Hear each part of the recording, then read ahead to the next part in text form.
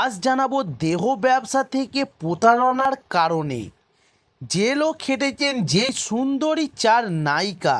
তবে বলিউড ইন্ডাস্ট্রির গ্ল্যামারের ঝলকে সাধারণের চোখ ঝলসে যাওয়ার উপক্রম হয় বারংবারই।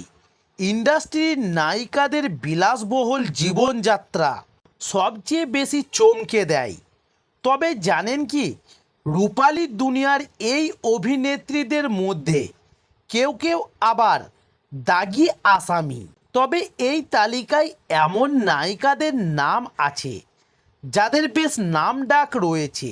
তবে চলুন এক নজরে দেখে নিন সেই তালিকা। যেমন নাম্বার 1, মধুবালা।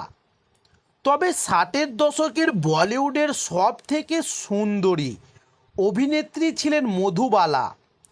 তার রূপের প্রশংসায় আজও পঞ্চমুখ হন বলিউড প্রেমীরা। তবে কেউ কেউ আবার তার চেহারার সঙ্গে বাংলার মহানায়িকা সুচিত্রা সেনের অনেক মিল খুঁজে পান। তবে জানেন কি, 2057 সালে মধুবালাকে জেলের ঘানি টানতে হয়েছিল। তবে ওই বছর তার বিরুদ্ধে আর্থিক প্রতারণার অভিযোগ উঠে।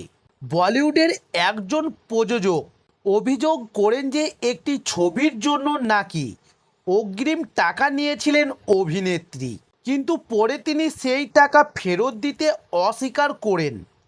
এর জন্যই তার বিরুদ্ধে মামলা হয় এবং এই কারণে কয়েকদিন জেলে থাকতে হয়েছিল মধুবালাকে।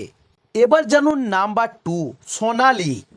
তবে বলিউডের যে সুন্দরী অভিনেতারা জেলের ঘানি টেনেছিলেন তাদের মধ্যে সোনালি আছেন। তবে তাকে ধর্মীয় অনুভূতিতে আঘাত দেওয়ার অপরাধে গ্রেপ্তার হতে হয়েছিল। তিনি একটি ফটোশ্যুটে হলুদ কুর্তা পরেছিলেন, তবে সেখানে লেখা ছিল ওম নমঃ শিবায়। তাই তার বিরুদ্ধে মামলা করা হয় এবং তাকে কয়েকদিনের জন্য জেলেও থাকতে হয়। এবার জানুন নাম্বার 3, মনিকা দেবী। তবে বলিউড এবং টিভি ইন্ডাস্ট্রির সুন্দরী এই নায়িকাকেও জেলে থাকতে হয়েছিল।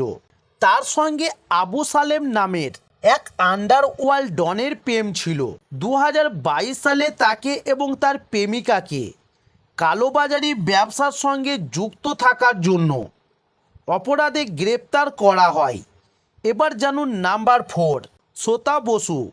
তবে জাতীয় পুরস্কারপ্রাপ্ত অভিনেত্রী ছিলেন শ্বেতা। মাকড়ি ছবিতে শিশু শিল্পী হিসাবে অভিনয় যাত্রা শুরু হয়েছিল তার। সেই তিনিই নাকি টাকার জন্য পতিতাবৃত্তি করতে শুরু করেছিলেন। একটি হোটেল থেকে হাতে নাতে ধরা পড়ে তার 2 মাসের জেলও হয়েছিল। তো দর্শক বন্ধুরা, এই ছিল আজকের এন্টারটেনমেন্ট ভিডিও। আরও এরকম এন্টারটেনমেন্ট ভিডিও পাওয়ার জন্য অবশ্যই আমার চ্যানেলটি সাবস্ক্রাইব করে সঙ্গে থাকুন। নমস্কার।